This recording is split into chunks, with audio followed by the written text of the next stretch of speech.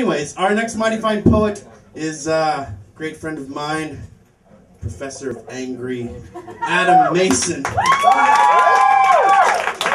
white boy! He's so angry. I fucking am. Fucking crazy! Deal with it in therapy. I have.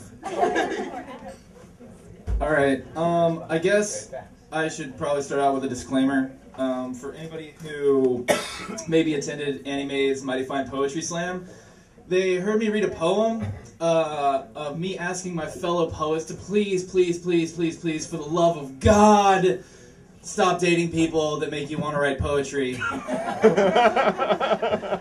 I fucked up. Because I totally started dating someone that made me want to write poetry. And a couple of the poems I have tonight are kind of from that. So, the first one is called Disc 5, Track 12. You are the reason I will always and forever remember Disc 5, Track 12. The artist, the album, the song, all unimportant titles that were lost in the true music and poetry of what now simply exists to me as Disc 5, Track 12. And if I ever lost you, I would listen to every Track 12 on every Disc 5, knowing that when I found it, as I heard it, as I felt it, as I knew it, maybe, just maybe, you would be there too.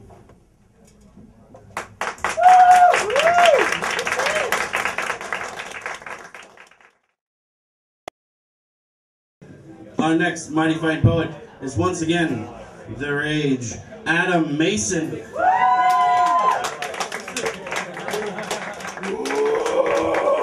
have a superhero name. Fuck yeah. Okay. He keeps introducing me like this, and I can't. I want to get fucking angry, but I can't. I can't right now. I just fucking can't. Just break up. Jordan, you are really fucking excited. With the arms raised, you're tall. I can tell you're fucking excited. This is another feel-good poem. I'm sorry, but I promise you. I fucking promise you and everybody else, but you more specifically, that my next poem after this that I will read tonight as well has a little bit of fury in it, and you actually get to participate. Everybody gets to participate. So, if you can just hold on until then. I will. I love you. All right. Yeah. So here we go. The title of this poem. Quiet! Shut the fuck up! Shut the front door! I'm getting fucking angry, man! Your words are offensive. All right. The title of this poem is Adeline.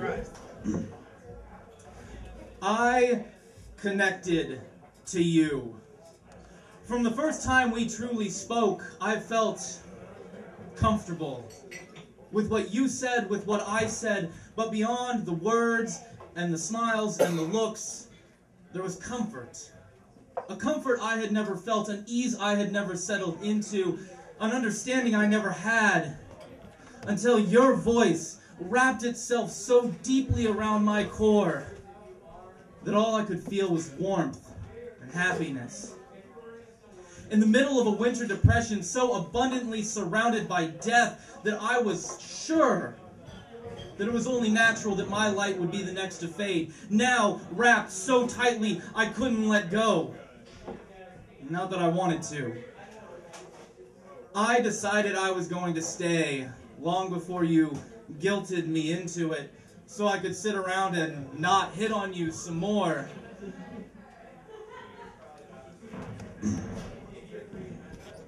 Because I connected to you. Or did I? Because connection is a word, and words have definitions, and I knew what I felt could not be described by the words of Webster, or the orations of Oxford, or the blind laws of Black. And for the first time since I started telling the two long tales of my life, My words failed me. Knowing there were no words, I wanted to create one.